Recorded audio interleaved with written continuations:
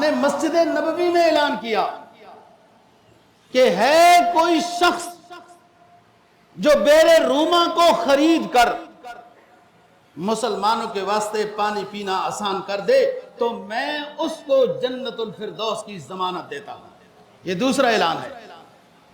چنانچہ حضرت عثمان غنی رضی اللہ تعالیٰ عنہ نے یہ بیر روما کئی ہزار درہموں پر خریدا، حالانکہ اس کا اتنا ریٹ نہیں تھا.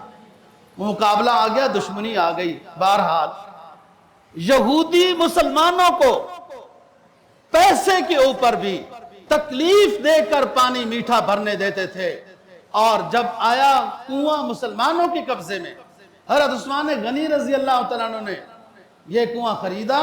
نبی پاک صلی اللہ علیہ وسلم کے ہاں آ کے وقف کا اعلان کر دیا تو آپ نے فرمایا کسی کے لیے بھی کوئی ممانعت نہیں ہے اور نہ پانی پر پیسے ہیں.